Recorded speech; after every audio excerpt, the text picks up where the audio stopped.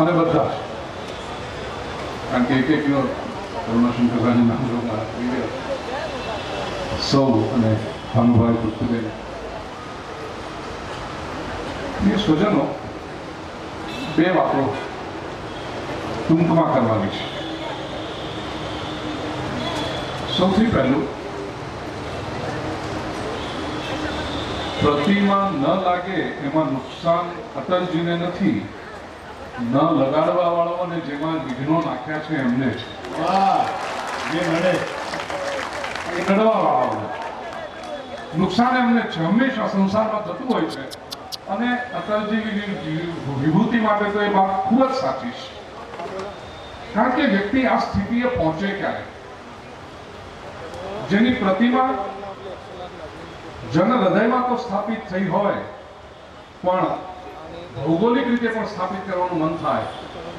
નાનકડું દૃષ્ટાંત, મેળામાં ફુગ્ગા વેચવા વાળો હતો માનભાઈ, અને ત્યાં એક નાનકડી દીકરી એના પિતાજી સાથે મેળો ફરવા નીકળી હશે.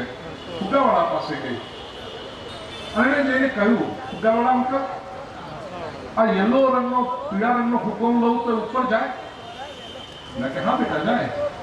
અને ગુલાબી રંગનો લઉં તો એ જાય, લાલ રંગનો લઉં તો એ પણ જાય, અને પેલા સફેદ રંગનો ફુગ્ગો લઉં તો એ ઉપર જાય, આ બ્લુ રંગનો લઉં તો?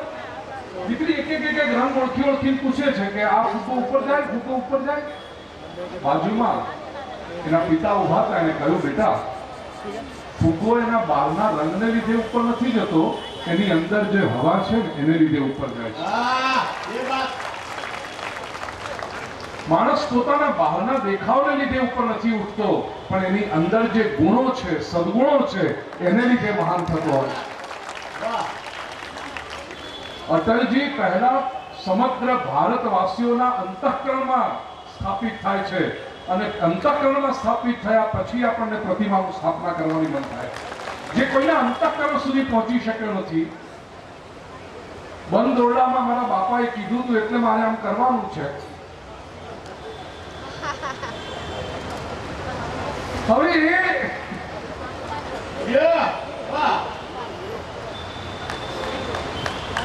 ત્યાં કઈ અંશે લોકોના અંતઃકરણમાં સ્થાન કરેલો પિતા, સ્થાન પ્રાપ્ત કરેલો પિતા.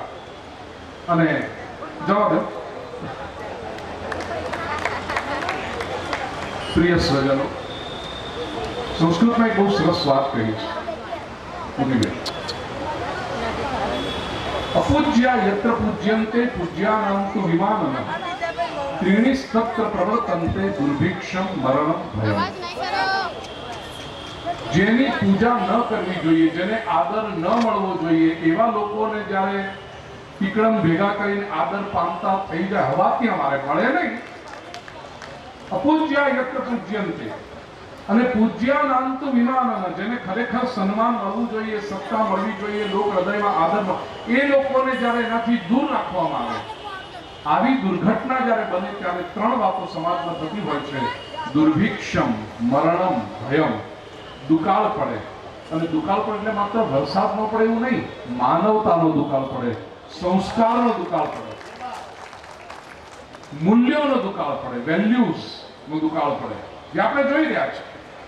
મરણમ, મૂલ્યો નાશ પામે, અને ભયમ, સમાજ ભયમાં રહેતો હોય કે આ વાંદરો કઈ બાજુ ગુલાટ નાખશે ખબર જ ન પડે, એટલે શું કરશે, ક્યારે શું થશે એ ખ્યાલ જ ના આવે. દુર્ભિક્ષમ, મરણમ, ભયમ, એ રીતે થતું હોય છે.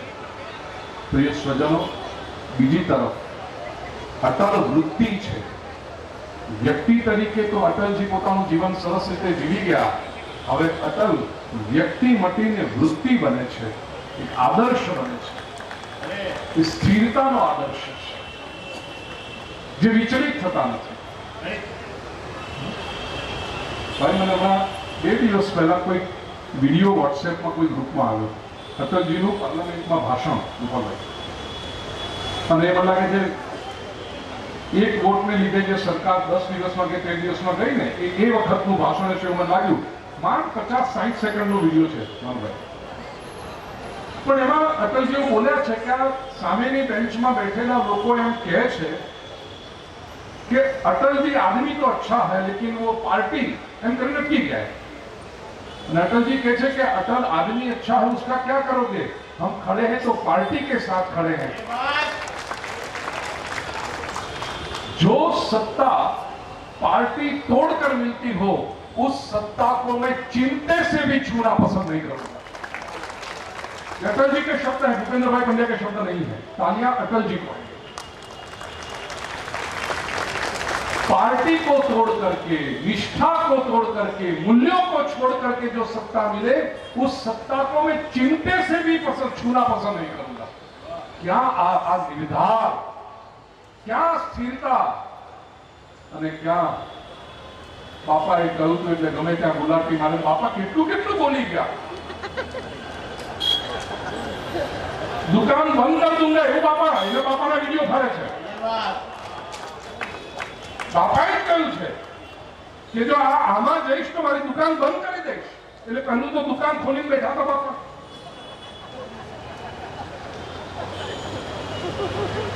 તો બંધ કરીશ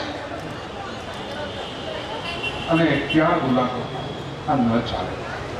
એ સ્વજનો, એ પાર્ટી, આપણી જે નિષ્ઠા છે ભારતીય જનતા પાર્ટી પ્રત્યે, એનું કારણ એ હિન્દુ હિત માટે કામ કરે છે।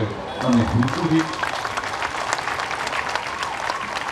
કેટલાક જોકરો આજકાલ હવે હિન્દુ ને હિન્દુત્વ વચ્ચે દિવાલ ઉભી કરવાની કહે છે। એને કઈ નવા નવા જોક્સ કરવા પડે ને લોકો રાજી રાખવા માટે। એટલે માનવતા કાઢી લો તો માનવમાં શું બચે, એવી રીતે હિન્દુત્વ કાઢી લો પછી હિન્દુમાં શું બચે?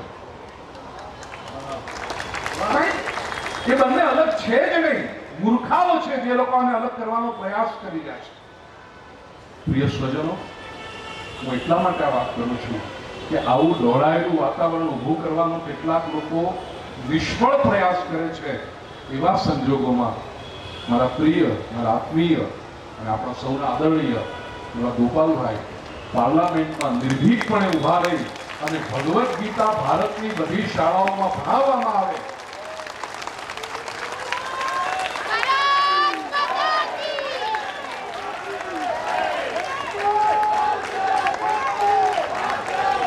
ગોપાલભાઈ નગર સેવક હતા ત્યારથી પરિચય, છેલ્લા 20-25 વર્ષથી। તો ગોપાલભાઈ જાહેરમાં અને ઓન રેકોર્ડ કહું કે આ એક વાત તમે કરી અને સમગ્ર ભારતના સંત સમાજના અંતઃકરણને જીતી લીધા છે।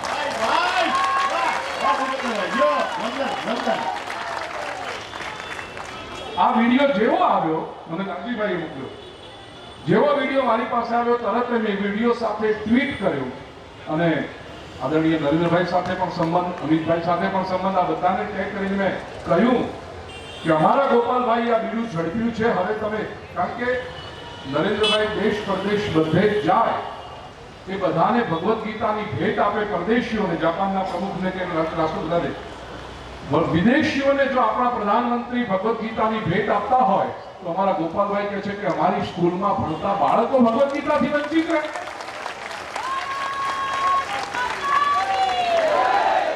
અમે પરદેશીઓને ગીતા ભેટ આપીએ અને અમારા પોતાના સંતાનોને ગીતા શું છે ખબર ના હોય। એટલા માટે ભારતની દરેક શાળામાં ભગવદ્ ગીતાનું જ્ઞાન હોવું જ જોઈએ। એ સંતાન ભલે ગમે તે ધર્મ પાળતો હોય પણ એને ભગવદ્ ગીતાની જરૂર તો છે અને છે। ગોપાલભાઈ લાખ અભિવાદન। આ એક જ કામ કરી, તમે અનેક કામ કર્યા છે, કાર્ય સમ્રાટ છો। વર્ષોથી હું તો જોતો આવ્યો છું, અમે સૌ આપણે બધા જોતા આવ્યા છીએ। પણ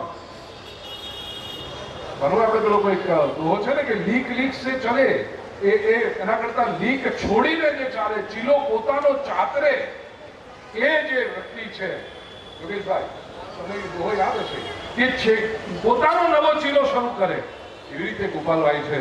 અને આવા અનેક કામ ગોપાલભાઈના હાથે થતા રહે। આપણો બધાનો સાથ છે જ અને હંમેશા રહેશે। માં ભારતી આપણે આશીર્વાદ આપે, ભારતીય સંસ્કૃતિ આપણે આશીર્વાદ આપે અને સમગ્ર ઋષિ પરંપરા આપણે આશીર્વાદ આપે। ખૂબ આગળ વધો ગોપાલભાઈ, બહુ અભિનંદન। माता की भारत माता की वंदे वंदे हर हर धन्यवाद।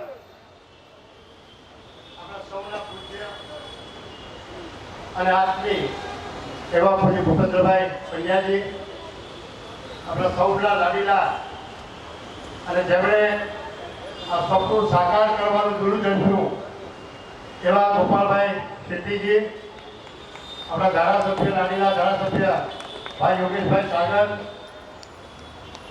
જિલ્લાના અધ્યક્ષ ભાઈ ગણેશ ખંડરજી, મુંબઈના ગુજરાતી શહેરના અધ્યક્ષ ભાઈ પટેલ,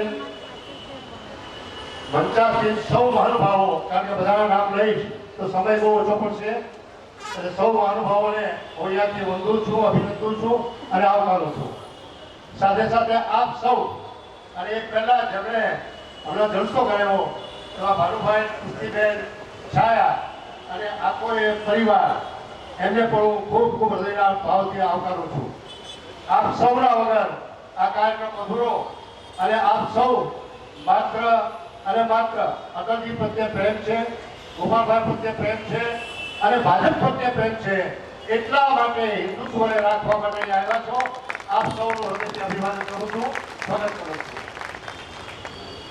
યોગેશભાઈ, પાછળનો વિચાર કરું તો 1967માં સંઘના પરિચયમાં આવ્યો, સંઘમાં જોડાયો। 1971માં હું જનસંઘમાં પ્રવેશ કર્યો અને ત્યારથી જે યાત્રા ચાલુ થઈ એ યાત્રામાં જે સ્વપ્નો સેવ્યા એમાંના ઘણા બધા ગોપાલભાઈઓએ અને તમે બધાએ ચરિતાર્થ કર્યા। ગોપાલભાઈએ આખી બોલીવુડને સજાવ્યું, ગાર્ડન સમ્રાટ કહેવાયા નહીં, હકીકતમાં છે। નાના બનાવનો માણસ પણ એમને આંગણે જાય તો નિરાશ થઈને ન આવે, એની અંદરથી નજર પડે આવ્યો તો જાય છે, શા માટે જાય છે એને બોલાવો। આવી બાળિકાથી જે કામ કરે એવા ગોપાલભાઈ મોટા મોટા કામ કરવા માટે સર્જાયા છે। અમારું જે સપનું હતું કે એક દિવસ અટલજી આપણા સૌના હૃદયમાં પ્રસ્થાપિત થાય। ગોપાલભાઈએ ગુરુ ઝડપ્યું, કદાચ જે કાંઈ અડચણ આવી હોય પણ અટલજીનું સ્થાન આપણા સૌના હૃદયમાં પ્રસ્થાપિત થઈ ચૂક્યું છે। મૂર્તિ તો પ્રસ્થાપિત થશે કારણ કે એમના નામમાં અટલ છે। અટલ એટલે ટાળી ન શકાય, મુલતવી રાખી શકાય પણ ટાળી ન શકાય, અને એવા અટલજીનું આપણે અહીંયા ભવ્ય સ્મારક જોવા ઈચ્છીએ છીએ। થોડા સમયમાં એ પણ જોશું આપણે, કારણ કે ગોપાલભાઈએ અત્યાર સુધીમાં જે કોઈ કાંઈ મહાત્મા લીધું એ અધૂરું રહ્યું નથી અને આ પણ અધૂરું નહીં રહે, કારણ કે અટલજીની પુણ્યાય છે, એમનો પરિશ્રમ છે અને આપણા સૌની સદભાવના છે। અને યોગેશભાઈ, આપ સૌ સાથે મળીને સરકારને નમાવો અને આ આપણું જે કાર્ય છે એ પૂરું કરો એવી મારી આખા એ જનસમૂહ વતી, ઉત્તર મુંબઈની જનતા વતી, માત્ર ઉત્તર મુંબઈ નહીં પણ આખા એ ભારતની જનતા વતી આપ સૌને અપીલ છે કે અટલજીની પ્રતિમા અહીંયા જ્યારે પ્રસ્થાપિત થાય ત્યારે પણ બનાવવી, પરંતુ સાથે સાથે આજે જે બન્યું છે એના કારણે અટલજીની સ્મૃતિ, અટલજીની પ્રતિમા આપણા સૌના હૃદયમાં, ભારતના હૃદયમાં અંકિત થઈ ગઈ છે, એટલું હું નિશ્ચિત હું કહેવા માંગુ છું અને એટલા માટે गोपालभाई लाख लाख लाख अभिनंदन आपका मांगू है अटल महोत्सव का। और शनिवार इतवार ना होते हुए भी इतनी बड़ी संख्या में लोग आते हैं और कार्यक्रम पूरा होने के बाद में भी लोगों का घर पर जाने का इच्छा नहीं होता है। ये अटल जी की ताकत है और ये अटल जी की ताकत की पहचान जिसको है वो राजनीतिक जीवन में भी और सामाजिक जीवन में भी आगे बढ़ेगा। और अटल जी की ताकत को जिन्होंने नहीं जाना और नहीं पहचाना उनका भी भला करे, यही मैं कहना चाहूँगा। और मुझे बड़ी खुशी होती है कि एक अच्छा कार्यक्रम का आयोजन हुआ, उसमें सरकार ने भी अगर साथ दिया होता तो दूध में सुगंध जैसा बोलते हैं ना वैसा हो जाता था, लेकिन नहीं हुआ। लेकिन अटल जी का जीवन भी इस प्रकार का ही रहा और गोपाल शेट्टी का जीवन भी इस प्रकार का पूरा संघर्ष का ही रहा है। कोई काम अगर सही ढंग से होगा तो फिर उसमें गोपाल शेट्टी की आवश्यकता क्या है। जो काम में विघ्न आए और विघ्नों को पार करके जो आगे जाए वो गोपाल शेट्टी है और वो मैं करके रहूँगा। कार्यकर्ताओं का साथ है, सहयोग है और आप जैसे लोगों का आशीर्वाद है। तो इस प्रकार की बाधाएं आती है, बाधाओं को पार करके आगे जाना ये भारतीय जनता पार्टी के नेताओं ने हम कार्यकर्ताओं को सिखाया है और हम उसी परंपरा को आगे बढ़ाएंगे। निश्चित भारतीय जनता पार्टी को आगे बढ़ने में जो एजुकेशन क्षेत्र के लोग हो, व्यापार जगत के लोग हो, कल्चरल क्षेत्र के लोग हो, जिन जिन लोगों ने भी साथ दिया, ऐसा बहुत बड़ी यादी हो सकती है, लेकिन उसमें से कुछ लोगों को चुनकर रोज़ कुछ लोगों का सम्मान करने का उत्तर मुंबई भारतीय जनता पार्टी ने तय किया और उसका एक फलस्वरूप था जो आपने देखा। ये कल भी होगा, परसों भी होगा और सरकार ने हमको एक और मौका दिया है। जब पुतला लगेगा, प्रतिमा लगेगी, उसके बाद में भी हम कार्यक्रम करेंगे और जो बचे हुए लोग रहेंगे उनको भी साथ में लेकर चलेंगे। कि अटल जी का एक स्वभाव था और संघ ने हमको एक गीत सिखाया है, सब समाज को साथ लिए आगे है बढ़ते जाना। बस सब समाज को साथ लेकर आगे बढ़ रहे हैं।